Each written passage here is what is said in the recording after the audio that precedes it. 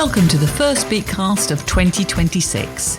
I'm Francesca Broom, your host and Knowledge Exchange Manager for BBRO. I hope this finds you ready for a busy and happy new year and a healthy one. And the health of your farm will be just one of the topics that we are covering as part of our Beet Tech technical conferences that will be taking place on the 3rd of February at the Norfolk Showground and the 10th of February at Newark Showground. We have an interesting agenda for you, including guest speaker Professor Simon Pearson from the University of Lincoln. He'll be talking about agritech research and its future impact on the sugar beet sector. Make sure you book a place via the BBRO website, where you can also book a slot on this year's drill operators training. Now to this month's podcast, which is a team discussion where everyone has been challenged to keep things clean as we discuss on-farm hygiene. Here we are in a new year, but an old issue, and we're talking about on-farm hygiene. And I'm really pleased to be joined by a number of the BBRO team. We have Professor Mark Stevens. Good morning, everybody. Dr. Georgina Barry. Good morning, everybody. Dr. Alistair Wright. It might be good afternoon. And we've got Steve Elvis. Happy New Year, everybody.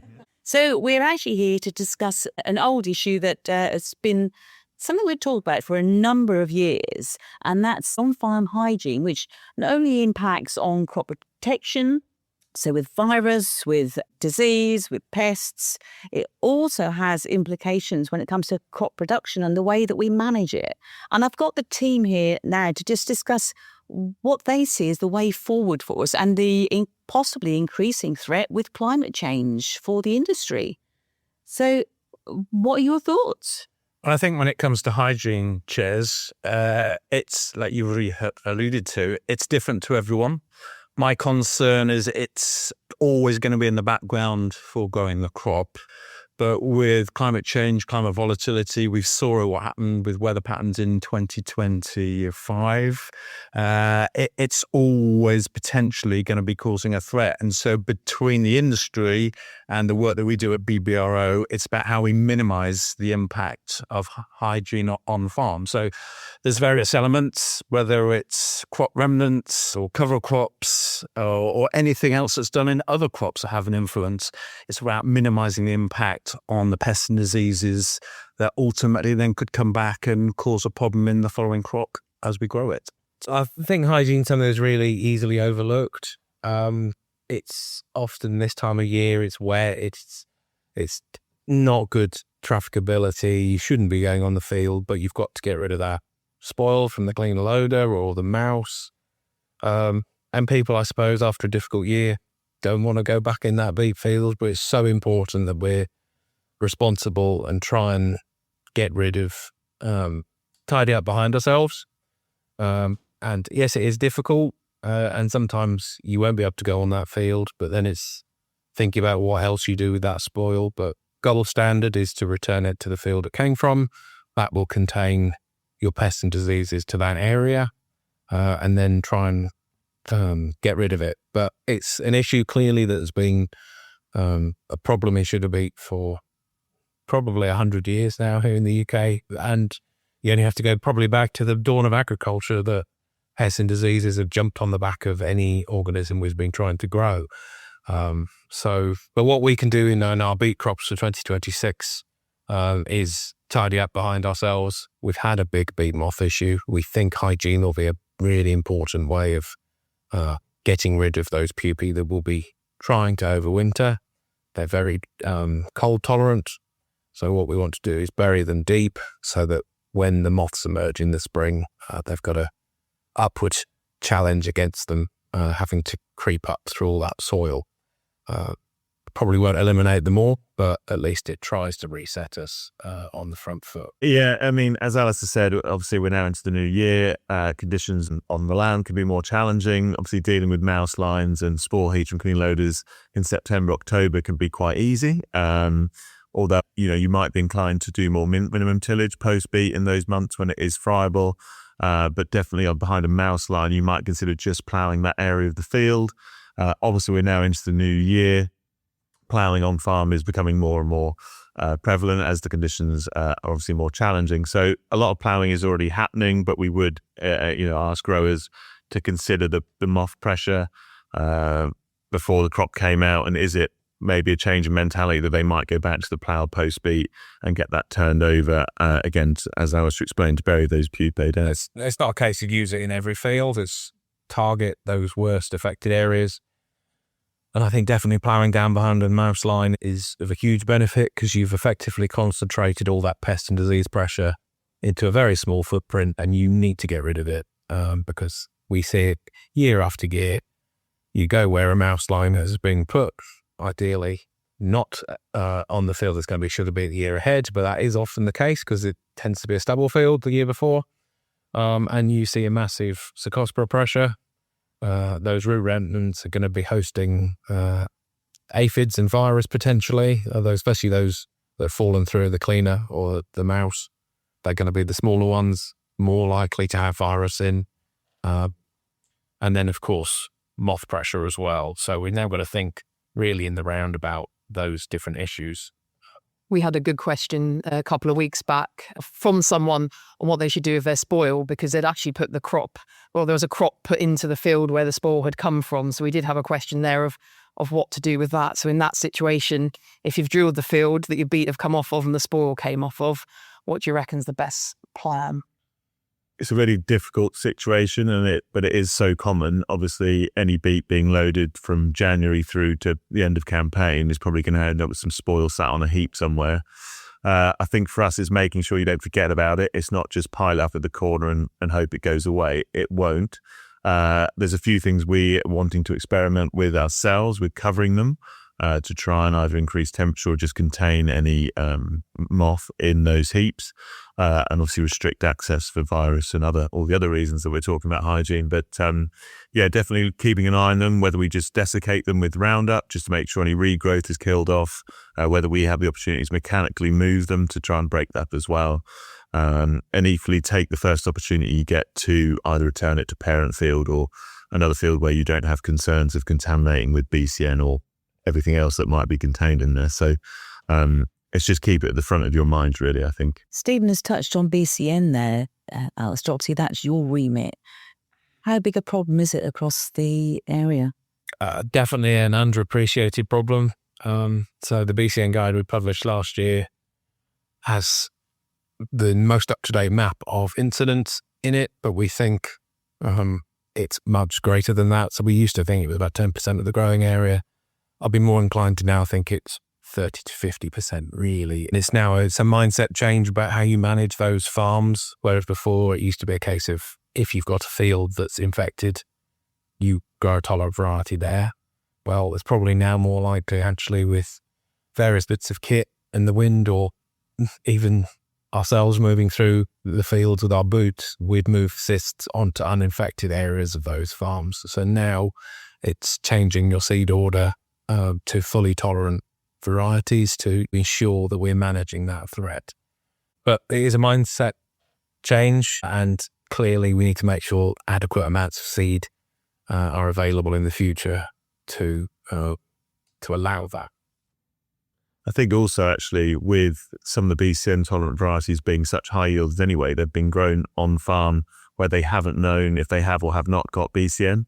So actually it's kind of hidden the problem, and with introduction of cover crops, actually the situation will be made worse. I mean, they're growing the right variety without knowing it, but it's also being conscious of, am I growing cover crops, picking the right mixes, so that problem isn't exacerbated. Well, every year we get more and more cases in plant clinic of people saying, oh, I don't have BCN, but what are these cysts? And like, well, you have to put two and two together there. So yes, it is thinking about cover crops, other hosts in the rotation for BCN. So what other brassicas are being grown? Are they in for a long period of time, which will offer huge amounts of multiplication to occur? But even planting a susceptible brassica in the summer, subalternates is a classic example, we know will allow one generation to build up, and you can go from a very low population where your sugar beet would be absolutely fine, especially if they're tolerant, to actually now a situation where you're really pushing that genetic to the limit, and you may start to see some symptoms. Yeah, you raise a good one there, because stubble turnips are so popular ahead of beet for their grazing benefits. So they are. It's no secret, it's my It's public enemy number one. closely followed by Phacelia. That I think that segues nicely into the risk that we're having with cover crops on farm. Don't get me wrong, BeetRow are very much supportive of cover crops. They do have a host of benefits, all the environmental schemes that you can get payment for, but they do pose a risk, both from a green bridge point of view. So we've touched on nematodes, but also hosting virus and hosting aphids. Most of you will be familiar with the BeetRow cover crop guide, which has some information on it with each species of cover crop, the most popular ones, whether they host virus and also whether they're tasty for aphids. Also, you need the two together for it to be a real risk. As much as we joke, we aren't pro or anti any specific cover crop. What we are keen on is you just being aware of the risks and that they pose to the sugar beet crop and making sure you get good timely destruction. So that's 6 weeks completely dead and gone between the end of the cover crop period and the sowing of the sugar beet. And then thinking back to before you even get to destruction to choose the right mix to make sure that you can get it killed off quickly and that it doesn't pose a risk.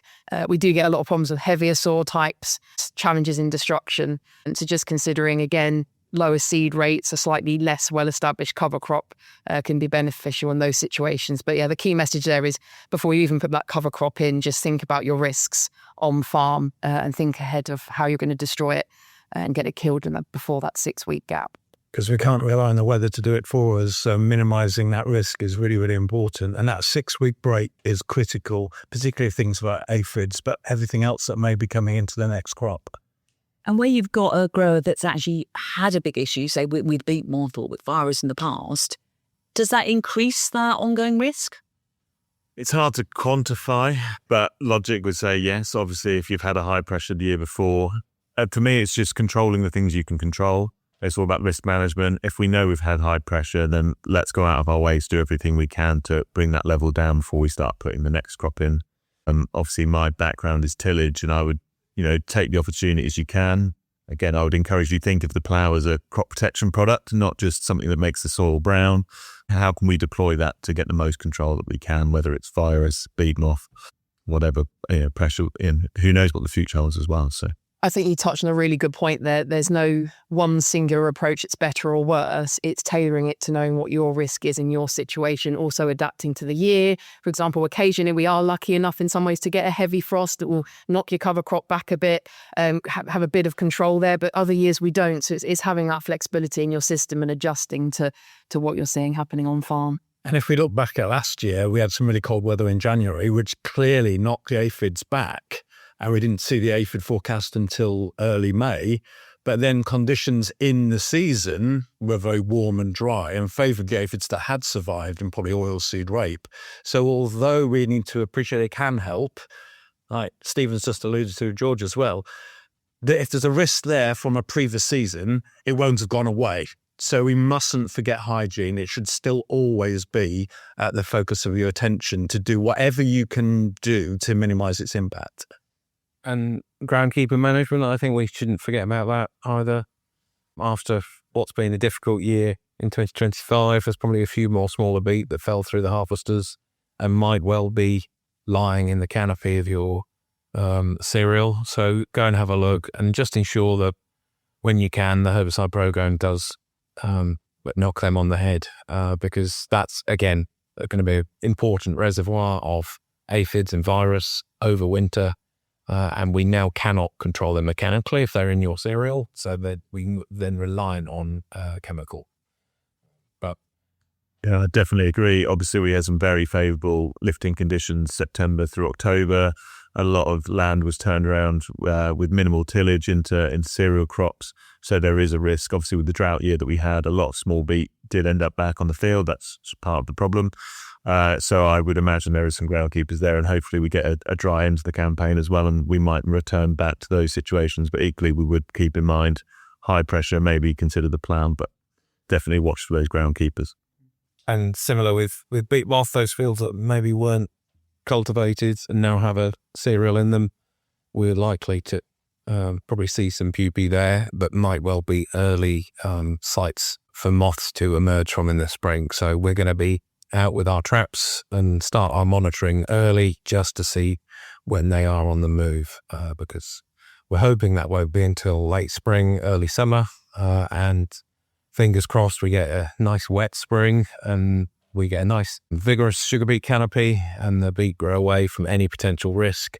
But if we see a repeat of last year, drought conditions, we need to be on the front foot of thinking about controlling those moths in that first generation. So it's quite clear that this is an ongoing challenge and we're not going to solve it in this year, next year, or probably 3 or 4 years. But there are things that growers can do. So can we just have a point from each of you as to what we need to actually really take seriously for this year? Yeah, sure. I don't think I've ever talked about ploughing quite so much, but I think for me, obviously, we are encouraging you to use the plough strategically. I may have inspired you to go out and plough straight away and bury that mouse line. I would just say be patient.